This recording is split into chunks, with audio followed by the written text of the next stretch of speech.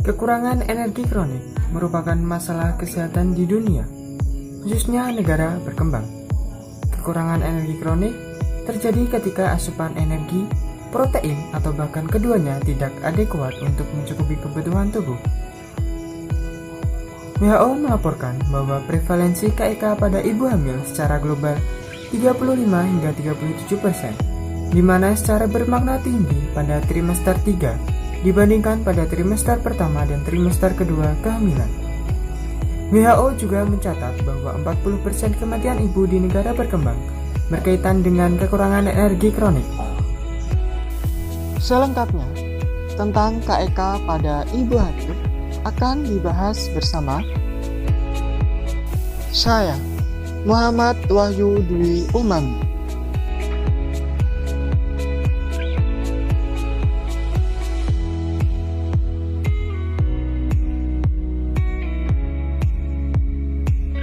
Tahukah Bumil apa itu KEK?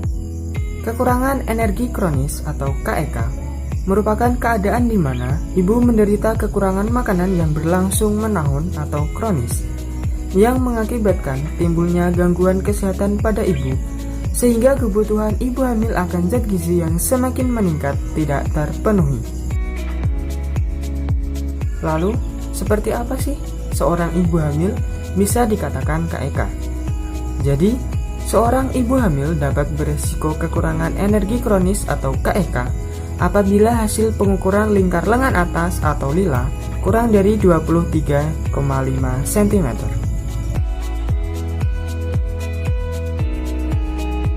Penyebab KEK pada ibu hamil terdiri dari dua faktor, yaitu faktor langsung dan faktor tidak langsung. Yang pertama, faktor langsung terdiri dari penyakit infeksi dan asupan makanan. Ketika seorang ibu hamil menderita penyakit infeksi, pasti akan berdampak pada status gizi dari seorang ibu hamil tersebut. Begitu juga asupan makanan. Ketika asupan makanannya tidak adekuat, maka akan berdampak juga pada tingkat kecukupan gizi dari seorang ibu hamil. Yang selanjutnya adalah faktor tidak langsung, yang terdiri dari persediaan pangan keluarga, tingkat pengetahuan dan pendidikan dari seorang ibu tersebut, pendapatan keluarga, serta akses pelayanan kesehatan.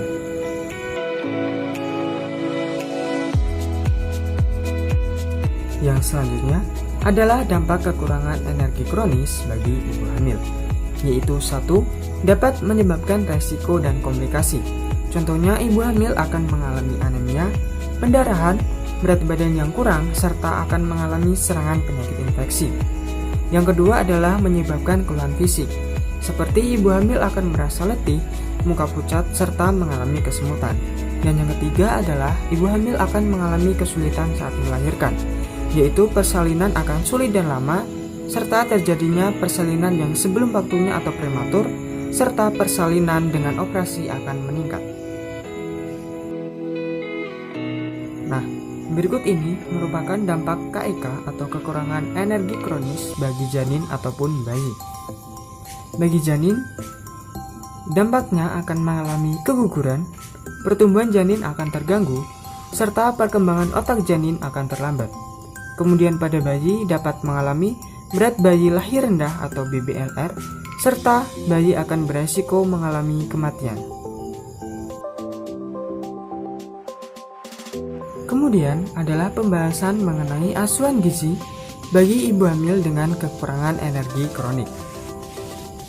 Ibu hamil dengan KEK dapat diberikan diet energi tinggi protein tinggi atau ETPT, di mana diet ini terdiri dari energi tinggi, protein tinggi, lemak cukup, karbohidrat juga cukup, vitamin dan mineral juga cukup, serta makanan yang diberikan dalam bentuk mudah cerna. Nah, ini dia beberapa contoh makanan tambahan yang dapat diberikan untuk ibu hamil dengan KEK. Yaitu ada panada ikan dengan kandungan energi 164 kilokalori dan serabi telur dengan kandungan energi 153 kilokalori, kroket kentang dengan kandungan energi 156 kilokalori, serta sakura wokatu dengan kandungan energi sebesar 160 kilokalori. Nah, berikut ini adalah 5 zat gizi yang penting bagi ibu hamil. Yang pertama ada kalsium. Ibu hamil membutuhkan banyak asupan kalsium untuk menunjang perkembangan gigi dan tulang janin selama di kandungan. Yang kedua adalah zat besi. Saat hamil, kebutuhan zat besi calon ibu meningkat hingga 2 kali lipat untuk memenuhi kebutuhan ibu dan janin. Yang ketiga adalah asam folat. Asam folat dibutuhkan untuk mencegah bayi dari kecacatan, termasuk kelainan pada otak dan sumsum tulang belakang. Zat gizi yang keempat yang juga penting bagi ibu hamil adalah protein. Asupan protein dibutuhkan untuk menyempurnakan pertumbuhan janin, bahkan hingga ia dilahirkan. Yang terakhir ada vitamin. Asupan vitamin juga dibutuhkan untuk ibu hamil, terutama vitamin D, yaitu untuk membantu pembentukan tulang dan gigi pada bayi.